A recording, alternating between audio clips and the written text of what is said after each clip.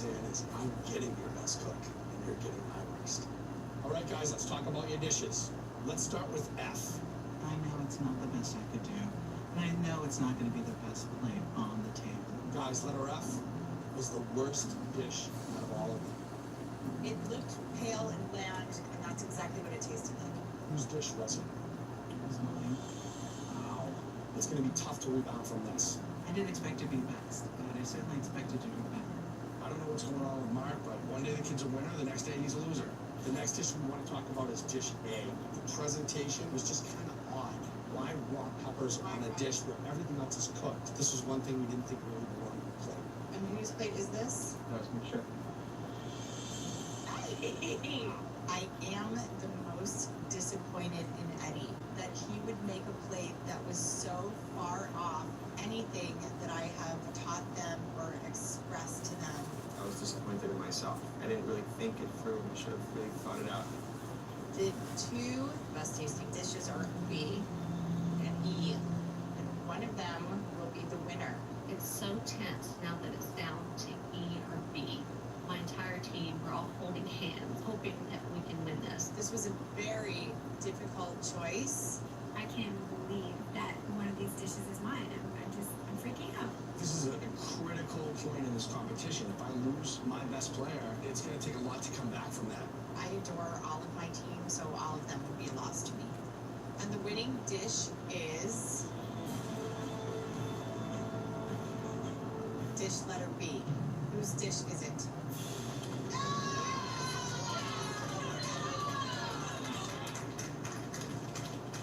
Jen, way to go, hon. Way to go. I've been waiting for you to come out. Waiting for you. I'm a teacher, so I know the feeling of when my students make me proud.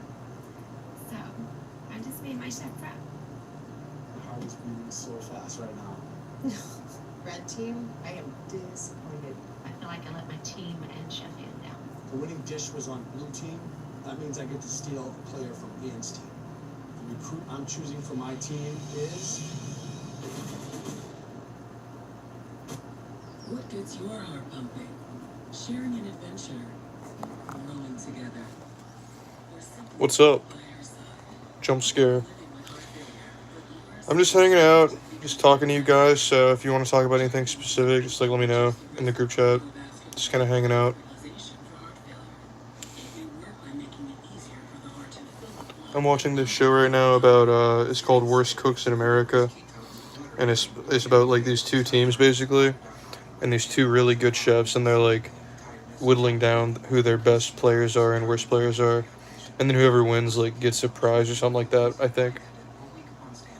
I don't really know, though, because my girlfriend was over earlier, and then we were watching it together, and then she just left, so I'm just still kind of watching it, even though it's, like, it's kind of boring, but I've gotten into it at this point. Like, I don't like the show. I think it's a bad show, but I'm into it now. I'm in too deep, and I'm too invested to stop watching it. So, yeah, that's where we're at right now. For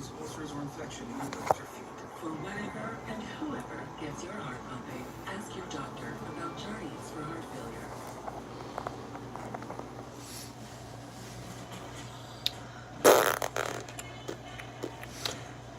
Here, there's two people on right now. Vote in the thing I made.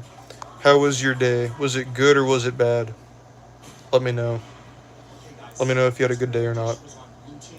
That means I get to steal a player from Ian's team. The thought of the red team being separated is really upsetting. We really bonded and I feel like we work great together as a team. Alright, we got a vote. A good day. Congrats. I had a good day as well. I got boots for one of my friend's weddings. I'm going to be a groomsman on Friday for his wedding, so that's going to be pretty cool. So I got boots because he's wanting to do like a sort of cowboy wedding sort of thing, which is kind of weird, but I mean, it's whatever floats your boat, you know. It's his wedding. I'm not going to complain. Although it does suck that I had to spend like $200 on boots that I'm never going to wear again. And I can't return because, well, I guess I might could return them. Well, no, I couldn't because I'll have to take the tags off, so I probably would not be able to return them then. Since the tags will be off, I doubt it.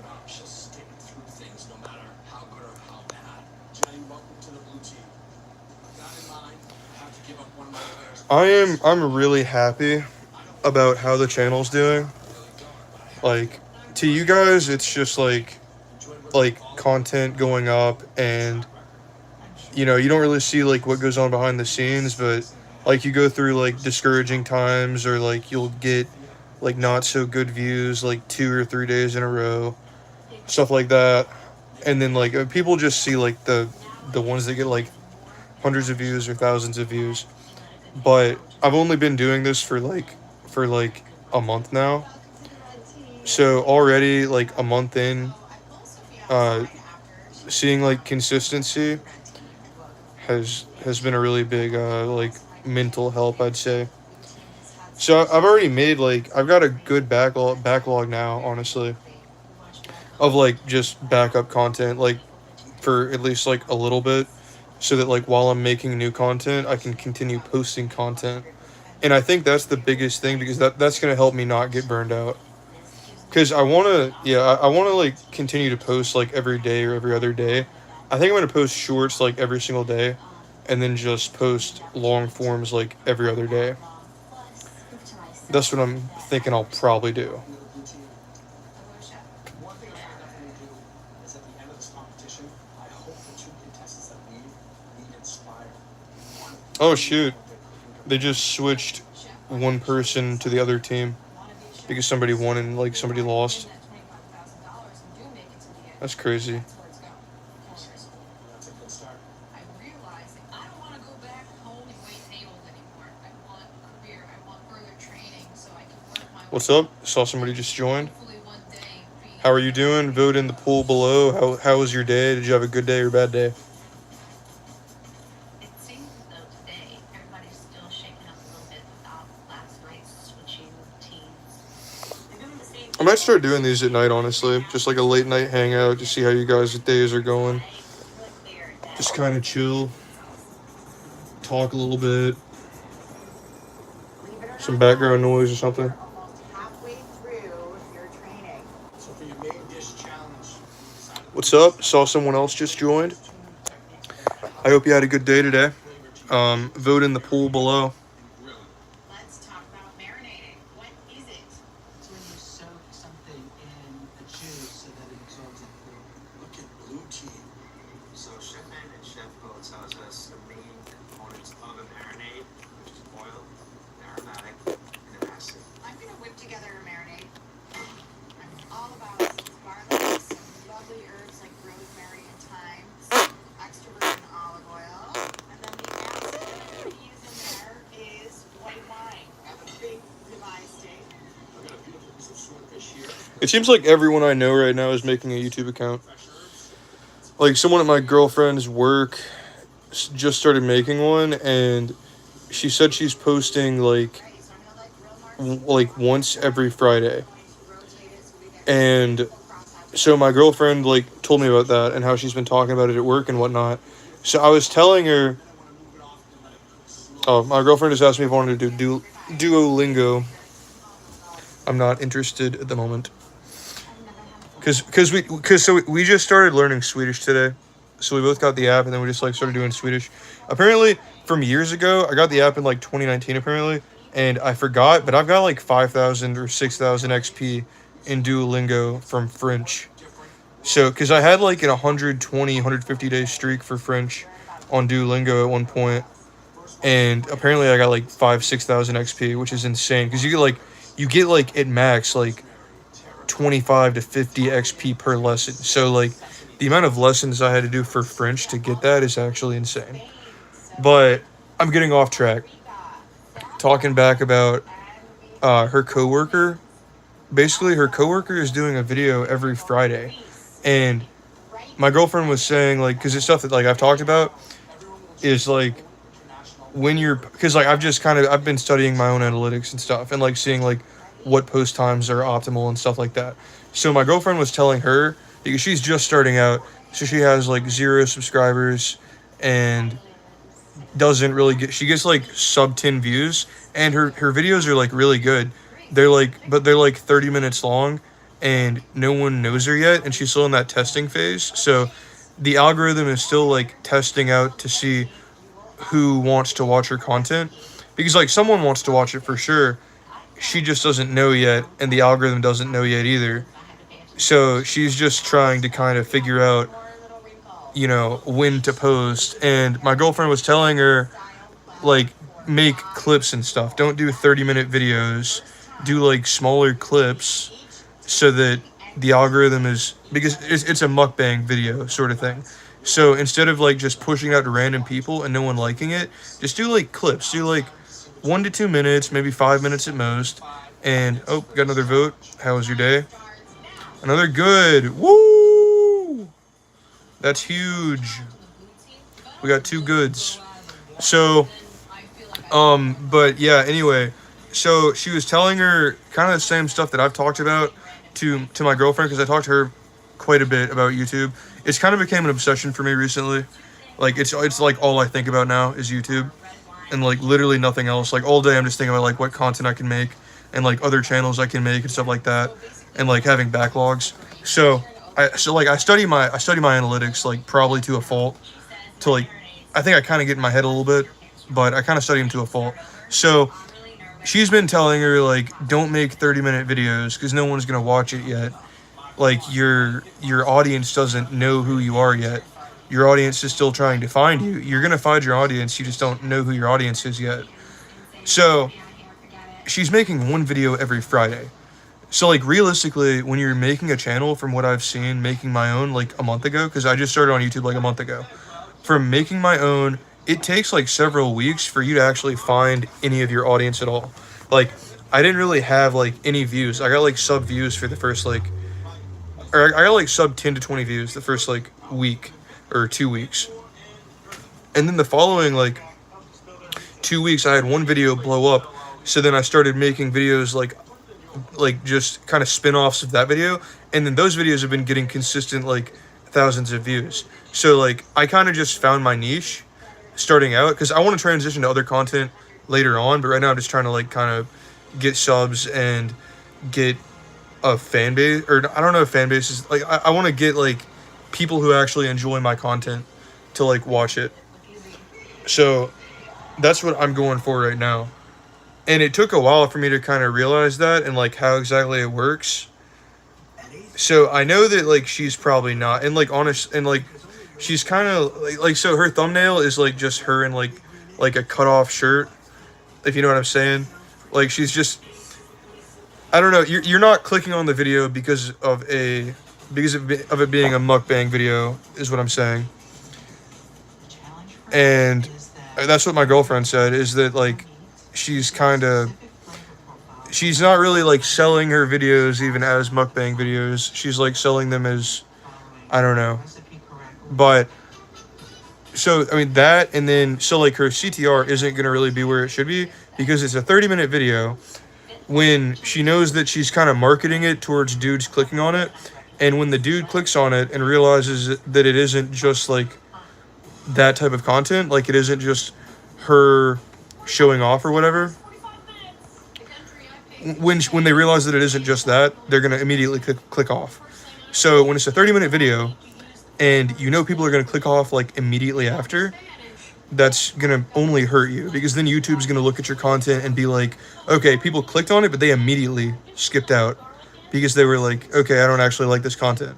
So that does nothing for you. That's why like a lot of my videos are like sub 1 minute, like some are like 30 seconds. But I actually like put effort into them, and I like set it up, and then like I write the jokes out beforehand and stuff like that.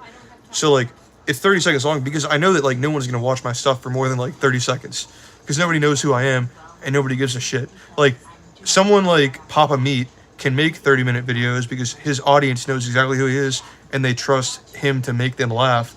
But someone like me or like her who's just starting out, like no one knows who you are yet, and no one trusts you yet to actually make good content.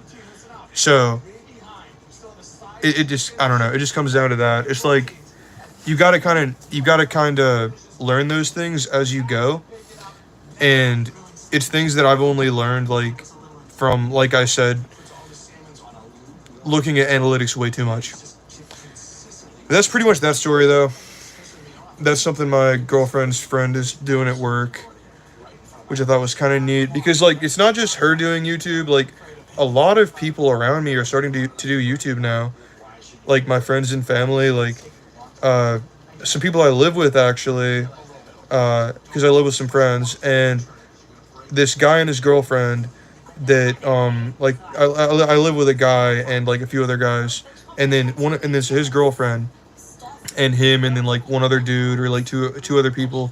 They're all wanting to make a cooking YouTube video, and I can already tell you they're gonna probably give up within like a week, because I mean this gets very discouraging very quickly when you don't like pull the type of traffic that you expect on day one.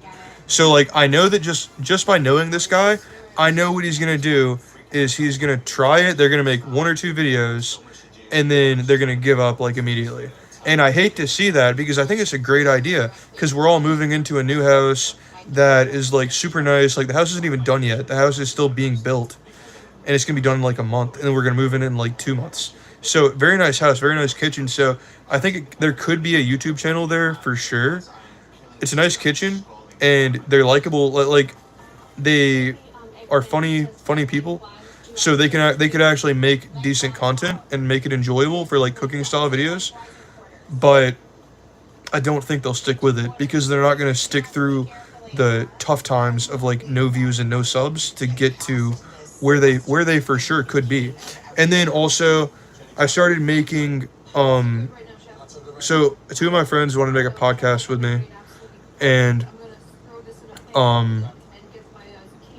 yeah, so we made like an hour and a half long podcast, one episode, and then he just tells me like he doesn't want me to post it because he thought that like one of us said someone else's name in it, and like because we wanted to stay anonymous because we're not exactly what's the word, we were a little too edgy, and we were saying things that we wouldn't want to be public. So he just kind of like pumped the brakes on it, and the other guy did too. Because like I haven't thought a single time that any of this was difficult. Like I can crank out multiple videos a day, and then like be monitoring stuff, do multiple live streams a day and stuff like that. But then like when I hear things about like my girlfriend's coworkers and that not working out, or my other friend wanting to make a cooking video and being like, okay, this probably is not going to work, just like judging the person, and then like this whole podcast thing, you start to realize like people just can't stick with stuff. You know, it has a lot less to do with difficulty and more to do with like people just are not going to stick with things they want to do. And I mean, I think that's disappointing, but I think it's just kind of like the way people are sometimes. But yeah. And who else? There's someone else that wanted to make a YouTube channel, I mean. What was it? Oh yeah, something funny. I don't know if you guys saw the other live stream, because I talked about this on like a live stream like 3 live streams ago. Probably not. But so I got a warning for cyberbullying on my YouTube account. And like how I got that was from someone actually cyberbullying me in the comments. And then they mass reported my content when I was just like, thank you for commenting anyway, because you're boosting it in the algorithm just by commenting even something mean. Because like they said something like really mean to me, and then I wasn't mean back to them. I was just like, thank you for commenting anyway, you know, because like you're boosting the video anyway by just commenting. Then they kept commenting like meaner stuff, and I just wasn't mad at all, because like I said, I was just milking this guy. Like if he's gonna keep commenting repeatedly, that's just doing good things for me. So, you know, he's just doing something good for me, even by being mean. And then he reports me. He like mass reports my channel and like all my videos. And then, so I told a joke in this video like 2 weeks ago, and then I get a warning at like 5 in the morning, and it was from YouTube, and they said that. So they took this one part out of context, and like by itself it sounds bad for sure. It sounds like I'm being like a complete jerk in the video by itself, but the video was obviously satire. Like it was in one of the ones with like me like doing a Charlie impression. And so I had the shirt over my head, you know, I was like doing like a, what's up guys, it's critical. Like I was doing that voice. And then like I say something like really, but like here's the thing. I said something that Charlie would say. So like like, you know, like he says things like this guy is such a turbo loser, stuff like that. I said something like that, and then YouTube said that that was cyberbullying when I said that. When literally every single one of Charlie's videos are like that. So I was like, what? I was like, what? But I mean, the thing with YouTube is that they only really escalate things when there are reports. So, and also like they don't know if it's a joke or not with me because like they don't really know me yet. So, I mean, that's just what it comes down to. It sucked. So I took this course to get it removed. So now, because it wasn't a strike or anything, it was just a warning. So then I took a course, and then like they said they'll remove the warning after like 90 days. But then like they rejected my appeal through an automated thing. Like the whole thing was automated. None of it was with a real person at all either. So it was kind of frustrating, and I felt like I was being like kind of suppressed at the time. Just because like I didn't do anything wrong. Like it was making a joke like in character that, I mean, it's obvious that it's satire. And then like the comment, like in the comments as well, I always say it's satire in the comments, you know. There's a disclaimer in my bio. So like you can tell it's satire, but like the thing is no one actually saw the video, like no one reviewed it at YouTube. So it looks like it was just like an automated system that just determined it out of context. So then when I did an appeal, the appeal went through like 10-20 minutes later, and the appeal rejected it with no information at all. So like I know they didn't review it in 20 minutes because I went pretty in depth on like, you know, this is what I meant. There was nothing like mean about it. I didn't mean anything mean or anything like that. So I know that they did not read that, or like, but it's not a big. I mean, it's not a big deal. It was just frustrating. Not even from YouTube. Like I understand, like YouTube's a big company. They have a lot of channels to manage. Like I understand that. It's fine. But what annoys me is that like I was punished for cyberbullying when I was the victim of cyberbullying, and that I think was like kinda. That kind of hurt. That kind of stings a little bit. That I was targeted. This guy probably used multiple accounts to report my videos and stuff. And then I was targeted because he got mad for no reason. I don't know. Like, it's not going to change anything though at the end of the day. I'm still going to post. I'm still going to show up. And I mean, worst case, if I get to like 2 strikes or something from that same dude mass reporting me, I'll just go underground until the strikes are up and then start up again. Because I'm not going anywhere. As far as like that goes, I'm not going to quit from someone just like, you know, being mean to me. And then back to what we were talking about earlier, I feel like that also it's things like that take away from people wanting to do content creation, is that like you start doing things, or like maybe you're really consistent, and then you keep being really consistent, but then you get hate comments like I got, and then you get targeted in a very systematic way like I was targeted, and then you get really discouraged, then you just like hang up the towel and you just quit. So like that's not something I'm gonna do, because like I have in the front of my mind a vision for what I want to make, and I want it to be huge, you know. Like I'm really passionate about this, and I'm trying my best at it, and I'm going to continue to do that. But like I feel like that isn't enough for a lot of people. And I'm not like tooting my own horn or anything. I'm just saying like that's just kind of how I am. I go through spells of like being really passionate about stuff and then just like not caring anymore. Like Clash of Clans for one, I'm sure like you guys have heard about that app on the App Store. Clash of Clans, I made like 10-15 accounts at one point, and I made these clans with one of my friends that I actually met from Clash of Clans. And then like this guy in the future, like we actually like hang out in real life and stuff like that. Like I actually went to on a beach trip with him, and then I was actually like in his wedding as a groomsman. And I met this guy on Clash of Clans, and like now we like play games and stuff like COD all the time, stuff like that. But we met on Clash of Clans though, of all games. And then so we made like 4 clans together. We maxed out the clan capital on one of them. I've got like 4 or 5 maxed accounts on the game. He's the same way. I think he's got a few more maxed accounts than I do. But we're both like insane at the game. And then I just kind of lost interest after a while. But see, that's the beautiful thing about YouTube, is that even if you lose interest at some point, you can have so many posts scheduled that you can give yourself a break if you start to get burned out. If I ever start to get burned out, who cares? I have like 2 or 3 months of backup content scheduled already. So I've already got enough content and varying types, not the same content, different types of content. I've got months of content already scheduled. It's already with the thumbnails, titles, content, everything else. So even if at some point in the future, which I don't see happening, but even if at some point in the future, I was like, you know, I'm kind of bored of YouTube, I could afford to take like a 2-month break. And then in that 2 months, I guarantee you, when I start getting subs and comments and likes and stuff again, I guarantee you, I'm going to eventually start making videos again. Like, even if at some point I'm like not wanting to do it anymore, I can take a break.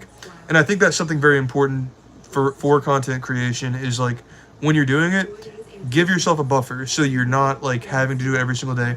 That's how you get burnt out. Because I did that at first, and it's very difficult. You spend like 6 hours a day making one video, and you can never get ahead.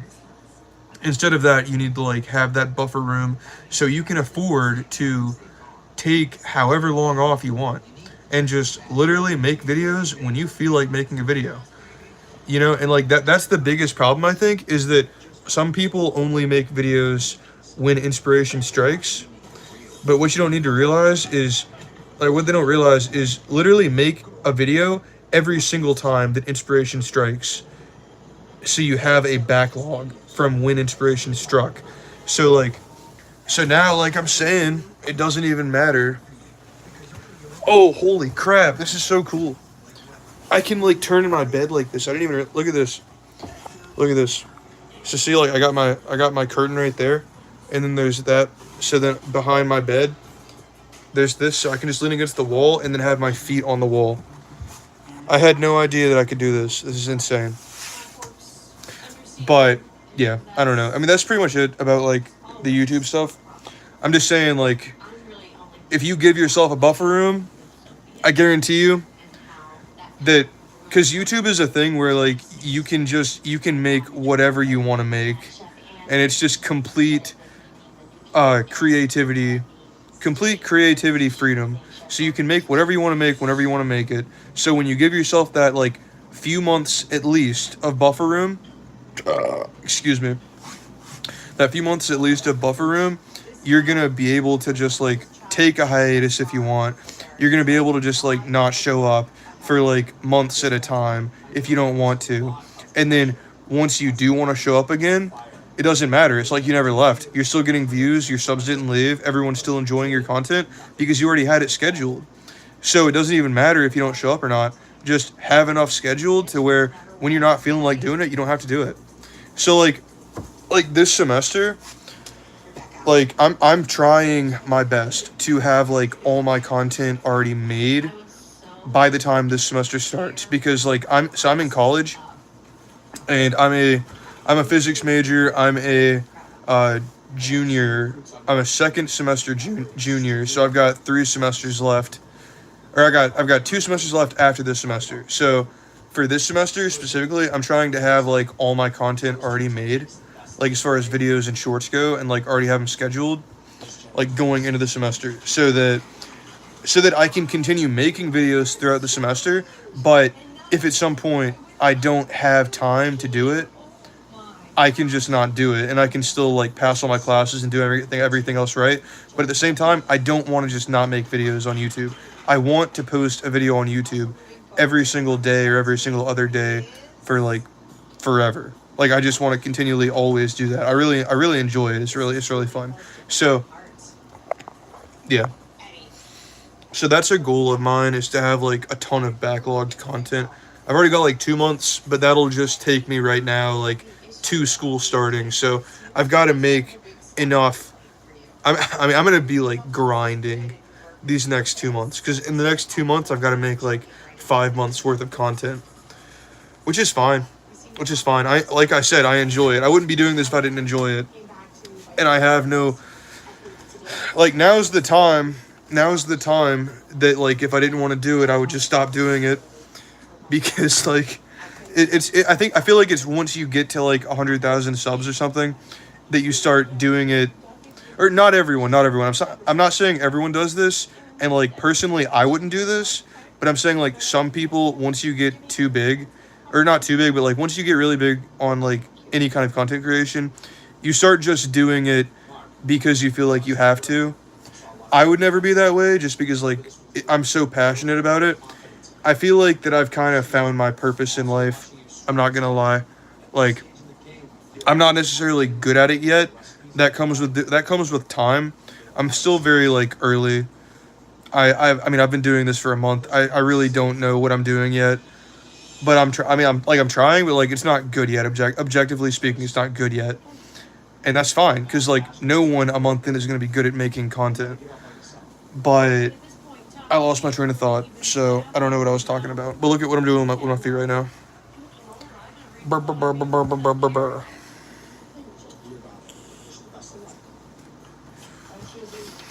Oh, almost lost my wallet earlier. Also, I just want to shout out, there has been one person watching for the past like 20 minutes. Thank you. Thank you for watching, dude. Like, I don't know who it is, but I'm assuming it's someone who's like been around.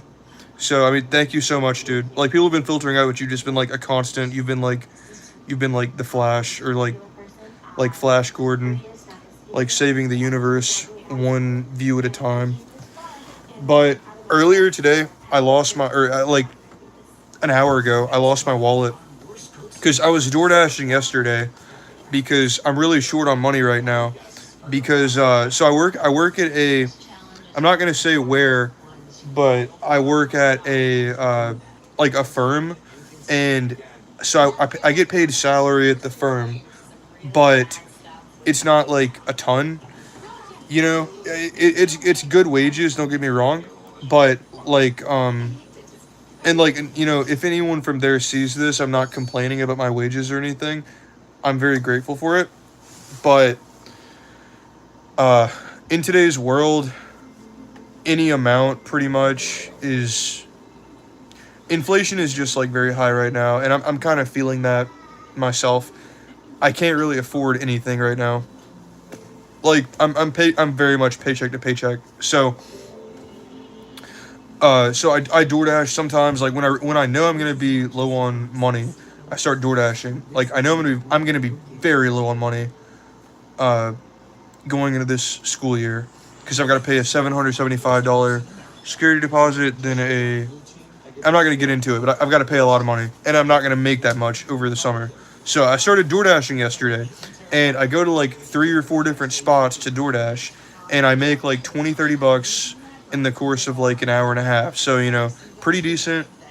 Door dashing pays very well. Just no one wants to do it because it's kind of dangerous. But I have a concealed carry anyway, so I'm not really concerned about that.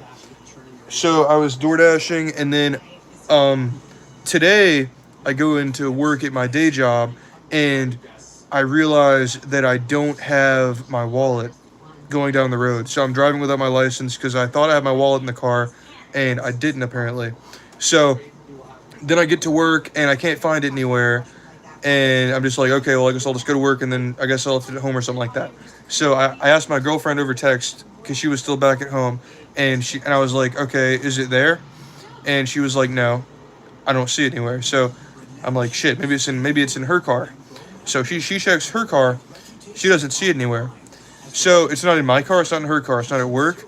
So then later that night, like an hour ago or so, I'm checking my room. I'm tearing my room apart, looking for this wallet, because I have access to like a lot of money from that wallet, because I've got an organization card that's got like tens of thousands of dollars on it that isn't my money, but it's like tied to the card because I was like in charge of the money for the organization. So if someone had that, they could like steal the organization's money, and then I've got my credit card in there or credit cards in there. So like that's thousands of dollars they could put on my credit cards, and then there was nothing in my debit account, of course, but I had like $50 in cash as well. So I was like, oh shoot, did I drop my wallet when I was door dashing? So then I was about to go drive around, and then I get in my car, or so I'm actually, before I say that, I have a kitten, and my kitten got out of the room for like 0.5 seconds, and in that time, he runs down the stairs at the house I live at, and he's like going down the stairs into the basement, and our basement is like not a livable basement, it's like a dungeon. So he's like going down these stairs into a dark abyss where the lights don't even work. So he's like barely, you know, like in Finding Nemo, where where there's that drop off point. It was like that drop off point where there's just complete darkness from the light. So he was about to go into that complete darkness from the light where I could see him, and then I just like grab him, and then when I grab him and bring him back up the stairs, he's hissing at me. He's like, and he does it really loud and deep, like, and I feel like he's gonna bite the crap out of me, but it's like, dude, you're about to like, there's some dangerous stuff down there, and there's like goblins and all that. So I grab him, and then look at my legs again. This looks like that Discord mod meme with like the fat legs. But yeah, anyway, what was I talking about? Oh, my wallet. Yeah. So then I go back to my car, and I am getting in my car to go drive to every location that I DoorDashed yesterday and check if my wallet's there. So then I get in my car, and as a last-ditch effort, I check under my gun. I pick my pistol up, and then, oh, gotta vote. Shit, dude. Someone just voted bad on How's Your Day. I'm sorry your day wasn't good, dude. I hope it gets better tonight. Watch something you like. Eat a snack. Have some chocolate milk. Maybe text your crush or your ex-girlfriend or something, or go, you know, I don't know what to tell you. Do something that makes you happy though. Go scroll on r/wholesome on Reddit or something like that. What's something else you could do? Go drive your car really fast. Nah, I'm not gonna say that. Don't drive your car. Do not drive your car very fast, and don't report this section of the video because I already have a warning. I was joking. That was a joke. So but anyway, my wallet, right? So my wallet was under my gun, and I completely forgot. So basically, I gave my gun to my girlfriend whenever I would be going into places, so that she would be able to protect herself if anything bad happened, because she was like DoorDashing with me. So she has the gun like with her in the car whenever I'm getting out to go places. And then apparently I put my wallet is always on top of my gun in the like side of my car. Apparently I put my wallet in first, and then I put my pistol in over my wallet without realizing it, because she was holding the pistol. Apparently I took it back once we started driving again, and then it was on top of my wallet. So that was tragic. I just went around and was looking for it for like an hour, but the relief I felt was insurmountable once I found it. That's a funny word. Insurmountable. But yeah, holy shit, it's already been 40 minutes that I've been talking to you guys, or you guy, I guess, and then random filtering in and out people. But yeah, I'm probably about to get off, but whoever's been on, thank you from the bottom of my heart. Here's a big fat kiss for you. Thank you. I hope you have a good night, dude, or gal, whatever you are.